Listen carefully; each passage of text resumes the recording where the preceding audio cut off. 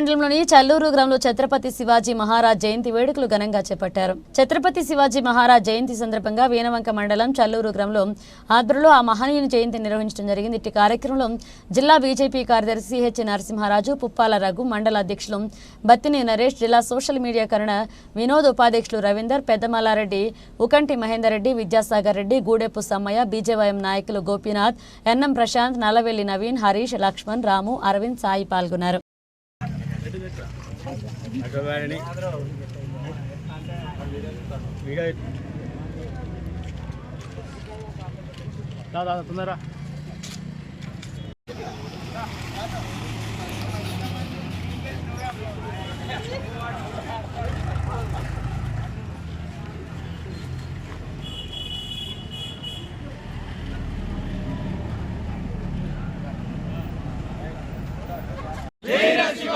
जय भवानी वीर शिवाजी भारत माता की जय जय जय माता भारत माता जय जय माता भारत माता छत्रपति शिवाजी महाराज की जय।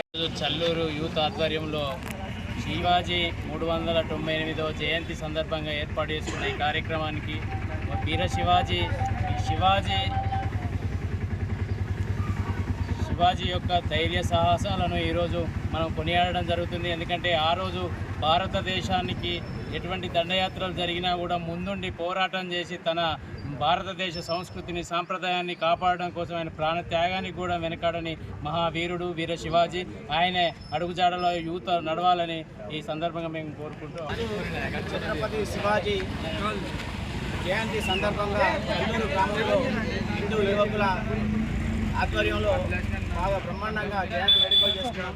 ఆయన వీరత్వాన్ని మన భవిష్యత్ తరాలకు మనం గుర్తుంచుకోవడమే మన లక్ష్యంగా. ఒక మొఘల్ సామ్రాజ్యానిపై ఎదిరించి అప్పుడున్న మొఘల్ సామ్రాజ్యాన్ని కూల్చివేతలో ఆయన హిందూ సామ్రాజ్యాన్ని స్థాపించాలనే స్వప్నాన్ని భవిష్యత్తులో మనం నరేంద్ర మోడీ గారి వల్ల చూస్తున్నాం.